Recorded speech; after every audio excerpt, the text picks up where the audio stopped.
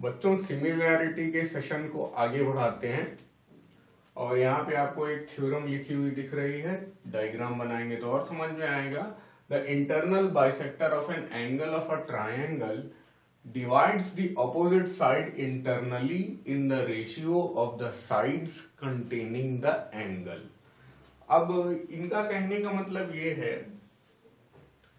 कि अगर हम लोग कोई ट्रायंगल ले रहे हैं, तो थोड़ा सा टेढ़ा मेढ़ा ट्रायंगल ले रहा हूं, टेढ़ा मेढ़ा यानी कि स्केलिन ट्रायंगल, तो ए बी सी डी, और ये जो ए डी है ये एंगल बाइसेक्टर है, ठीक है।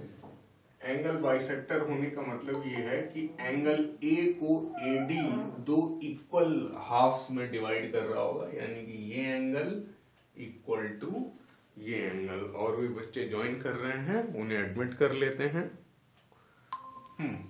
तो अब थ्योरम ये क्लेम करता है कि बी डी अपॉन डी सी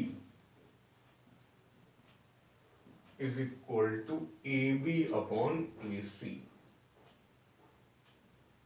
ठीक है। ये क्लेम है थ्योरम का। और अब इसको फिजिकली समझते हैं। जैसे कि मान लीजिए आपका ये है बी डी हो गया 3 मीटर और डी सी हो गया 1 मीटर, तो ये 3:1 हो गया एक तरीके से। और अब उसके बाद ए बी जो होगा ये 6 मीटर हो गया और ये हो गया 2 मीटर। इस तरह से मतलब ये 3:1 है तो ये भी 3:1 हो जाएगा। और क्योंकि ये बहुत ज्यादा स्टैंडर्ड थ्योरम नहीं है तो पॉसिबिलिटी है कि ये भी अपने आप में एक क्वेश्चन के रूप में आपके सामने आ जाए। तो हम लोग इसे प्रूव करने की कोशिश करेंगे। पहले मैं आपको मौका दूंगा कि आप इसे प्रूव करने की कोशिश करें। सर एक बार दोबारा बता देंगे सर, मैं डिस्कनेक्ट हो गया। हाँ, थोड़ा सा स्टेटमेंट ही देख लीजिए। यहाँ पे ए बी अपॉन ए सी है, ये वैल्यूज तो मैंने सही लिखी थी। तो ए बी अपॉन ए सी मतलब जो इसका रेशियो होगा वही इसका रेशियो होगा। इवन आप ये भी कर सकते हैं, अगर ये आपको नहीं पसंद आ रहा है तो आप A B upon B D ले लीजिए, मतलब इसको इधर बुला लीजिए, इसको उधर बुला लीजिए, ये भी वही बात है, अल्टरनेंडो है। चाहे ये याद कर लीजिए चाहे ये याद कर लीजिए। यहां पे भी देखिए क्या होगा, इसका रेशियो और इसका रेशियो भी आपस में इक्वल होगा। दोनों में से कोई भी स्टेटमेंट सही है, दोनों में से कुछ भी आप प्रूव कर लें काफी होगा। आप अभी तक प्रूव कर रहे होंगे। अब इसमें बच्चों हम लोगों ने कंस्ट्रक्शन किया है कैसा। एक तो ये पहले से मालूम है कि ये दोनों एंगल बराबर है। कौन सा angle? Angle B A D और एंगल डी ए सी। दूसरा जो कंस्ट्रक्शन की बात कर रहा हूं मैं वो ये है कि आप अपनी तरफ से ए डी के पैरेलल बनाइए सीई इस तरह कि वो बी ए प्रोड्यूस्ड से पॉइंट ई पर मिले, ठीक है। तो इस कंस्ट्रक्शन को आप लिख लीजिए। गोल हमारा ये प्रूव करना है। तो सबसे पहली बात तो जब हम लोगों ने ये एंगल लिया है और ये दोनों पैरेलल भी हैं, तो क्या ये डबल एंगल इसके इक्वल होगा कि नहीं होगा? और होगा तो क्यों होगा? बोलिए भाई। एंगल DAC को मैं क्लेम कर रहा हूं कि वो एंगल ACE के इक्वल है। रीजन बताइए सर। Alternate angle. हाँ, अल्टरनेट एंगल्स। वेरी गुड, बहुत बढ़िया। सर वैसे इंटीरियर अल्टरनेट होना चाहिए ना? बिल्कुल, इंटीरियर अल्टरनेट भी बोल सकते हैं, सही बात है। मैंने आपको पिछली क्लास में बताया था कि आप सिर्फ अल्टरनेट एंगल्स बोल के भी अगर आ जाते हैं तो कोई मार्क्स नहीं काटेगा, ठीक है। और angle BAD, angle bad, is equal to angle AEC ये बताओ ये सही है कि नहीं है, और है तो क्यों है? सर ये एक सर मतलब ये सही नहीं है सर, पर मेरे हिसाब से सर बीएडी और एंगल ईएसी होना चाहिए सर, फिर वो कॉमन एंगल्स हो जाएंगे ना। बीएडी और ईएसी ईएसी ईएसी। आप अच्छा एक मिनट, मैं थोड़ा वीडियो पॉज करता हूं। ओके, तो एंगल बीएडी को हम क्लेम कर रहे हैं कि वो एईसी के इक्वल है। तो इसका रीजन आप लोग ने नहीं बताया अभी तक। मैं कह रहा हूं कि ये जो दो लाइन हैं वो आपस में पैरेलल हैं और ये लाइन ट्रांसवर्सल की तरह काम कर रही है। तो आपने बिल्कुल सही बोला, कॉरेस्पॉन्डिंग एंगल्स। और उसके बाद एक और बात मैं बोलना चाहूंगा कि ये और ये भी तो इक्वल है, ये तो गिवन ही है भाई, है? Angle BAD is equal to angle DAC.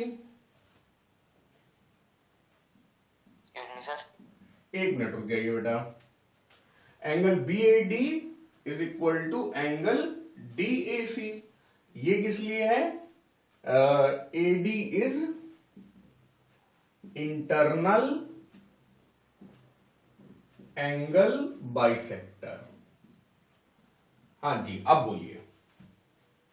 Sir मैं ये कह रहा था सर, मतलब जैसे मैं वो कर रहा था ना सर लास्ट ईयर के पेपर सॉल्व सर, तो उसमें ना सर जैसे सर जो मतलब इक्वल ले रहे हैं ना सर उसमें, हाँ हाँ सर तो उसमें उन्होंने ऐसे ले लिया angle A equals to angle A equal. हाँ, मैं लेकिन रिकमेंड करूंगा हमेशा सभी बच्चों को कि आप 3 लेटर वाले एंगल लिखें तो ज्यादा अच्छा होगा, क्योंकि एग्जाम आप जो व्यक्ति चेक कर रहा है आप उसको कंफ्यूज कर सकते हैं। तो 3 लेटर वाला जब आप लिखेंगे तो थोड़ा टाइम जरूर ज्यादा लगेगा, लेकिन आप सेफ होंगे। अब जैसे मान लीजिए हम लोग बात कर रहे हैं यहां पर, आप इसको एंगल ए बोल रहे हैं और इसको भी एंगल ए बोल रहे हैं, या एंगल 1 एंगल 2 नाम दे रहे हैं, तो फिर एक टाइम के बाद आप खुद ही कंफ्यूज होने लगेंगे। तो रिकमेंडेड तो यही है कि आप 3 लेटर वाले एंगल्स लिखें, सिंगल लेटर या सिंगल नंबर वाले एंगल ना लिखें। तो थर्ड स्टेटमेंट के बाद हम लोग देख सकते हैं कि भाई बीएडी और डीएसी ये दोनों भी आपस में बराबर हैं, तो ये दोनों भी आपस में बराबर होंगे, है ना। Angle ACE is equal to angle AEC। अब कहां है ये? ACE is equal to AEC। तब ये बराबर है तो ये साइड और ये साइड इक्वल हो जाएंगी बच्चों।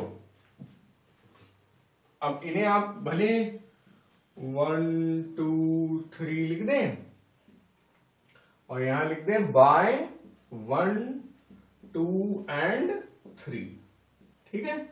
और इसके बाद आप बोल सकते हैं तुरंत कि AC is equal to AE। अब मैं तो यहां पे आइसोसेलेस ट्राइंगल लिख दे रहा हूं, ट्राइंगल ACE। ये भी रीजन अपने आप में काफी वैलिड है, लेकिन सही जो लॉन्ग फॉर्म ऑफ रीजन होगा ये बोलेंगे कि sides opposite to equal angles are equal. Sides opposite to equal angles are equal, ये आप यहां लिख सकते थे। आइसोसेलेस ट्राइंगल ACE से भी काम चल जाएगा। अब काफी बड़ी बात हो गई है कि हम लोगों ने इन दोनों को इक्वल प्रूव कर लिया है, इन दोनों को इक्वल प्रूव कर लिया है, ये पैरेलल भी है। अब आप जरा इस बड़े ट्राइंगल पे फोकस करें जो मैंने सांप की तरह बना दिया है। इस बड़े ट्राइंगल में आप देखेंगे कि ये हमने ऑलरेडी पैरेलल बना रखा है। पैरेलल बना रखा है तो हम लोग यहां पर थेल्स थ्योरम लगा सकते हैं। थेल्स थ्योरम कोई नई थ्योरम नहीं है, वो वही आपकी पुरानी बेसिक प्रोपोर्शनैलिटी थ्योरम है, ठीक है। तो अब उसके बाद बेसिक प्रोपोर्शनैलिटी थ्योरम हम अगर लगाते हैं तो BD अपॉन DC हम लोग यहां से निकाल सकते हैं is equal to BA upon AE। BD upon DC is equal to BA upon AE। ठीक है, तो देखिए BD अपॉन DC हमें दिख रहा है और BA और AB एक ही चीज है, तो चलो AB ही लिख लें इसको। जो प्रूव करना है वहां तक पहुंच रहे हैं और केवल AE हमारा अलग है, मतलब AE जो आ गया है वो AC की जगह आ गया है, लेकिन वो यहां से कंफर्म हो जाएगा। यहां पे लिख सकते हैं थेल्स थ्योरम, बस थेल्स थ्योरम आप केवल लिख लीजिए, काम आपका हो जाएगा। BPT लिख दे तो भी आपका काम हो जाएगा।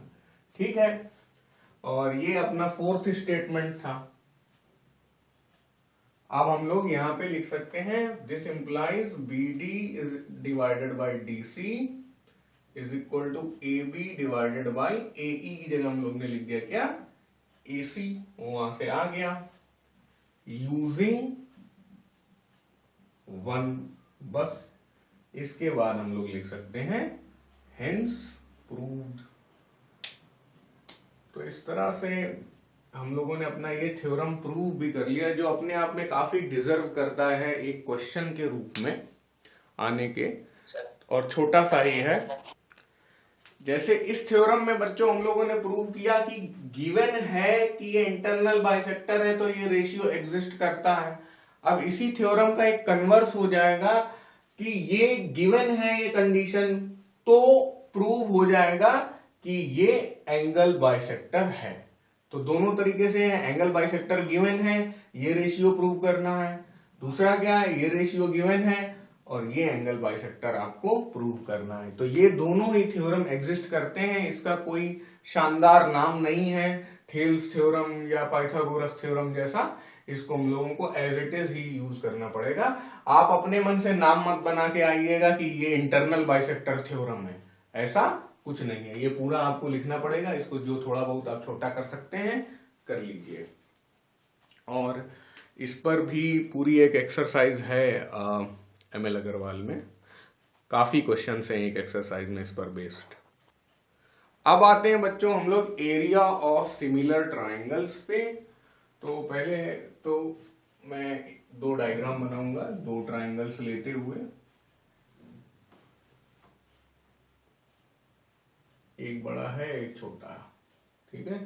ये ABC PQR और गिवन क्या है, triangle ABC is similar to triangle PQR, ऐसा दिया हुआ है।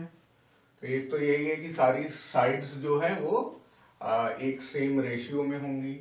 एक और बात होती है कि area of triangle ABC divided by area of triangle PQR होगा क्या, साइड्स के स्क्वायर के बराबर, कॉरेस्पॉन्डिंग साइड्स के स्क्वायर के बराबर, AB स्क्वायर PQ स्क्वायर। उसी तरह BC स्क्वायर QR स्क्वायर, उसी तरह AC स्क्वायर PR स्क्वायर। ना सिर्फ ये ट्रू होता है बल्कि ये सीरीज चलती आ रही है, लेकिन मैं दोबारा लिख रहा हूं, area of triangle ABC, area of triangle PQR। अब इनकी जो मीडियंस हैं, मीडियंस मान लो D आपका मिड पॉइंट है तो AD मीडियन हो जाएगा, और यहां पे मान लीजिए S मिड पॉइंट है तो PS मीडियन हो जाएगा। यानी कि जो मीडियंस का रेशियो है उसके भी इक्वल होगा। उसी तरह अल्टीट्यूड्स का जो रेशियो होगा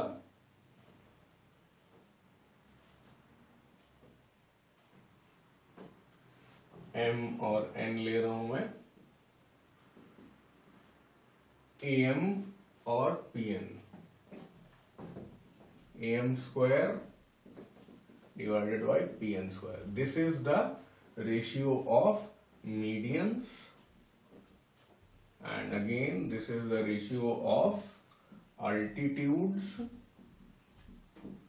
and again आखिरी में जो है वो होगा एंगल बाइसेक्टर का। तो मैं एंगल बाइसेक्टर फिर से बनाऊंगा, नहीं तो उस डायग्राम में काफी खिचड़ी हो जाएगी, ऑलरेडी हो चुकी है। A B C P Q R, चलिए सर मीडियन वाले रेशियो में पीएस स्क्वायर होगा सर। अच्छा देख लेता हूं मैं। मीडियन, हाँ मैंने क्या पी आर लिख दिया है क्या? हाँ पी एस, बिल्कुल सही करेक्शन आपने बताया। ये देखिए, ये जो गलती मैं करता जा रहा हूं बीच बीच में, इस तरह की गलती आपसे भी हो सकती है, तो बार बार क्रॉस चेक करते रहना चाहिए, पहली बार में ही सही लिखना चाहिए। ओके, और उसके बाद ये एम एक्स और वाई लिख दे रहा हूं मैं, ठीक है। तो ए एक्स स्क्वायर और पी वाई स्क्वायर, ये वाला क्या हो जाएगा? Angle bisectors. तो मैं ये नहीं कह रहा हूं कि इस स्टेप के बाद ये स्टेप आ गया, ऐसा मैं बिल्कुल नहीं कह रहा हूं। असली बात ये है कि यहाँ पे 3 चीजें लिखी हैं, इस तरह ये 3 चीजें और आ जाएंगी। और ये भी मैं नहीं बोल रहा हूं कि केवल पॉइंट ए से मीडियन, अल्टीट्यूड और बाइसेक्टर बनाना जरूरी है। किसी भी पॉइंट से आप चाहे बी से चाहे सी से आप मीडियन, अल्टीट्यूड और बाइसेक्टर बना सकते हैं, वो भी एरिया ऑफ ट्राइंगल के रेशियो में होगा। यहां पर आपको स्क्वायर लगाना नहीं भूलना है। किसी बुक में भाई ऐसा ना लिख के, मतलब A B square divided by P Q square जैसे मैंने लिखा है यहाँ पर, किसी बुक में ऐसा ना लिख कर वो लोग क्या कर रहे हैं, A B divided by P Q का होल स्क्वायर। तो इसमें कोई फर्क नहीं है, दोनों एक ही बात है। तो अच्छे से कॉपी कर लीजिए इस बात को और इस बात को, यानी कि हम ये भी बोल सकते हैं कि जिस रेशियो में साइड्स होती हैं उसी रेशियो में मीडियन होते हैं, ये भी हम लोग बोल सकते हैं। जिस रेशियो में साइड होती है उसी रेशियो में अल्टीट्यूड होते हैं, जिस रेशियो में साइड होते हैं उसी रेशियो में एंगल बाइसेक्टर भी होते हैं। तो अच्छे से कॉपी कर लीजिए, और कोई इस थ्योरम के प्रूफ की आवश्यकता नहीं है। अब एक सवाल हम लोग स्टार्ट कर रहे हैं बच्चों, और यहाँ पर आपको ये बताया गया है कि ABCD एक पैरेललोग्राम है, और आपको सिर्फ यही एक चीज दी गई है कि point of intersection of the diagonals है O, और उससे बनाया है हमने OE इस तरह कि वो CB के पैरेलल हो। अब सबसे पहली बात तो मैं ट्रायंगल ACB लेता हूं। इस ट्रायंगल में आप देखिए कि ये हम लोगों ने अपनी तरफ से पैरेलल बनाया है, अपनी तरफ से पैरेलल बनाया है। तो जिस रेशियो में पॉइंट O डिवाइड कर रहा है AC को, उसी रेशियो में पॉइंट E डिवाइड करता है AB को। लेकिन आप लोग बता सकते हैं पॉइंट OAC के कहां है, बीच में है या किसी रेशियो में है, या कुछ कह नहीं सकते। सर सेंटर में नहीं है, लेकिन नहीं, सेंटर में है AC के सेंटर में है। आप याद रखिएगा कि diagonals of a parallelogram bisect each other. तो आप लिखेंगे AO is equal to OC, या O is the mid point of AC, ऐसे भी लिख सकते हैं आप। Diagonals of a parallelogram bisect each other.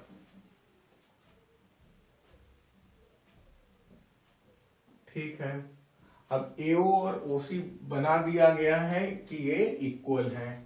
एक और लाइन ड्रॉ की गई है, OE is parallel to CB given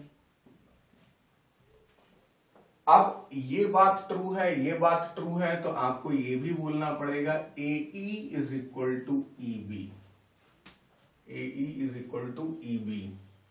एक ये बात आपने लिखी, पहला रीजन। दूसरा रीजन ये रहा, आप यहाँ पे बोलेंगे बाय 1 and 2, और चाहे आप बेसिक प्रोपोर्शनैलिटी थ्योरम लिख दें यहाँ पे, और चाहे आप मिड पॉइंट थ्योरम लिख लीजिए।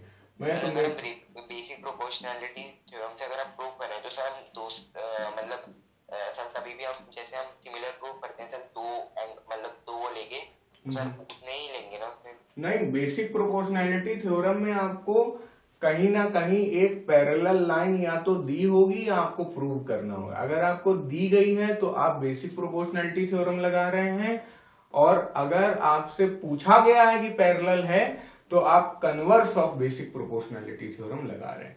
याद रखिएगा। दे रखा है तो सर इस पे कन्वर्स ही लगेगा।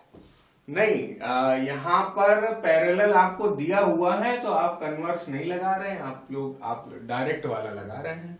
यहाँ पे आप मैंने मिड पॉइंट थ्योरम एक मिनट रुक जाइए। मैंने मिड पॉइंट थ्योरम इसलिए लिख दिया है क्योंकि ओ जो है वो एसी का मिड पॉइंट है, और हमने ये प्रूव कर दिया है कि ए बी का मिड पॉइंट ई है। आप मिड पॉइंट थ्योरम की जगह यहाँ पे बेसिक प्रोपोर्शनैलिटी थ्योरम लिख सकते थे, तब भी कारण यही होता। ठीक है ना, सही है। सर मैं ये कह रहा कि सर जैसे अगर हमें जैसे इसमें पूछा जाता कि अगर पूछा जाता तो O E parallel to C B मतलब कि प्रूव करने को बोला होता। हाँ, सर हम तब कन्वर्स लगाते, तब हमें कन्वर्स लिखना पड़ता है। जी बिल्कुल, ठीक है। अच्छा, अब जब ये मिड पॉइंट हो चुका है तो इस ट्राइंगल की बात भी हमें करना है। ए ओ ई जो है ना, ए ओ जी ई जो है वो यहां पर आपको दिया हुआ है ना।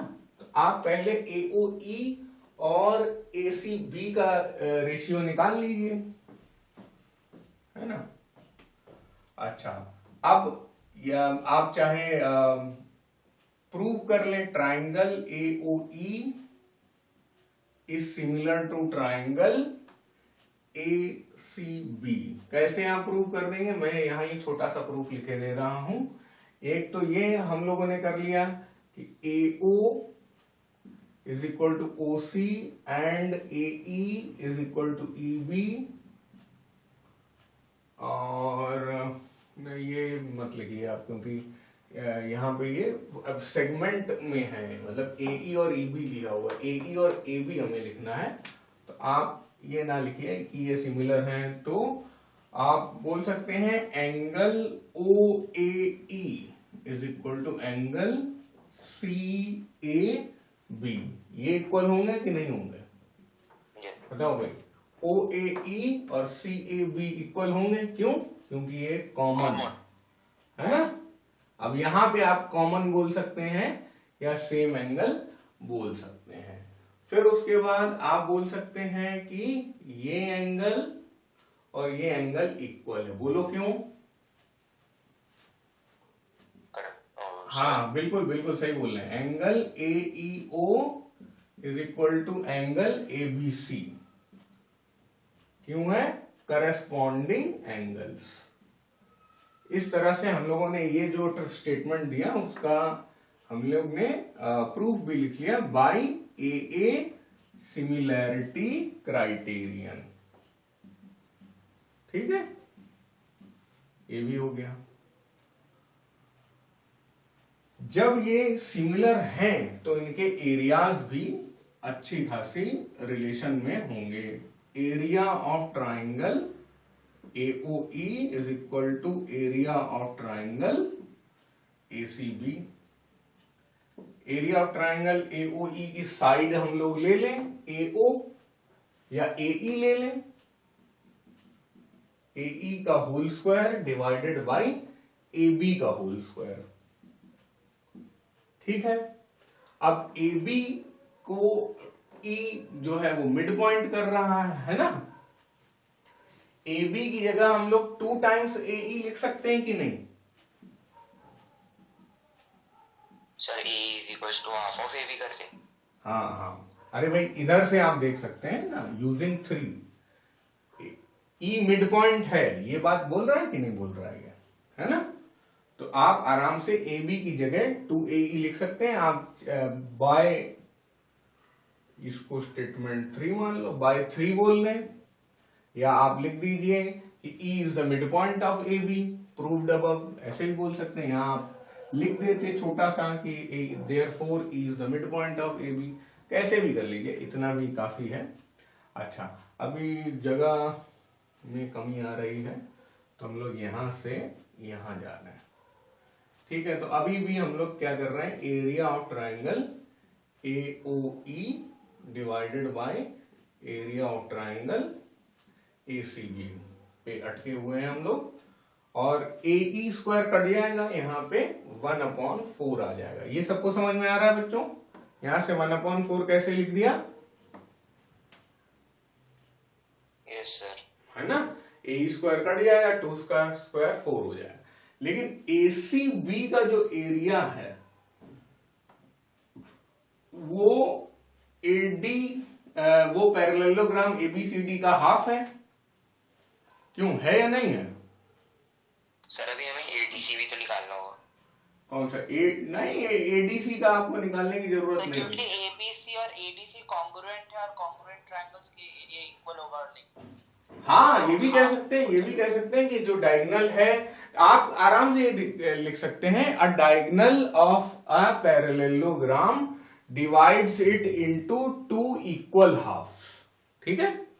ये आराम से आप बोल सकते हैं। चाहे तो आप बहुत मन कर रहा है तो आपका कॉन्ग्रुएंट प्रूव कर लीजिए, लेकिन मैं सिर्फ इतने से ही काम चला रहा हूं।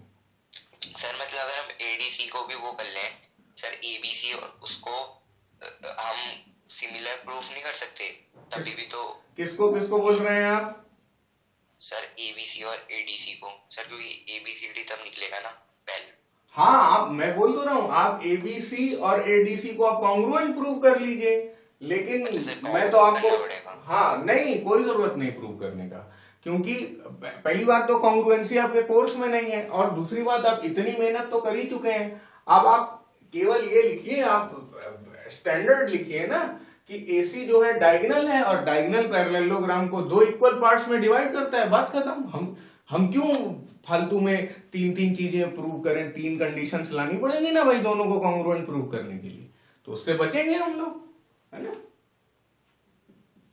अब मान लीजिए यही क्वेश्चन 2-3 पार्ट में होता, अगर ये लिखा होता prove that these 2 triangles are equal, are congruent, तो आप प्रूव करते हैं, ऐसा कुछ तो लिखा है। कॉन्ग्रुएंट तो ऐसे पूछा नहीं जाएगा ना। हाँ, वही तो मैं कह रहा हूं कि वो आपके कोर्स में नहीं है तो वो पूछा भी नहीं जाएगा, समझ गए ना?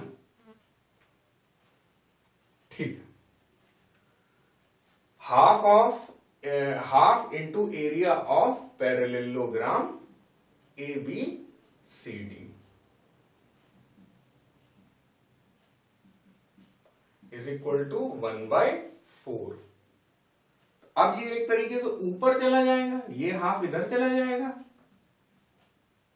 2 times area of triangle AOE divided by area of triangle, area of parallelogram ABCD is equal to 1/2। अब ये 2 इधर आ जाएगा, सॉरी, इज इक्वल टू 1/4 है ना? अब ये 2 इससे मल्टीप्लाई हो जाएगा, तो आप इसी स्टेप में कर दीजिए, ये हो जाएगा 1/8। इस तरह से ये हम लोगों ने प्रूव कर लिया। और आप देख भी सकते हैं कि यहां पर अगर हम लोग इस लाइन को कंटिन्यू करें और इस लाइन को भी ऐसे कंटिन्यू करें, तो 1 2 3 4 5 6 7 8 पार्ट्स में डिवाइड हो रहा है, तो इसीलिए 1/8 जो हम लोग लेके आए हैं वो सही आया है। यही अपना आंसर हो गया।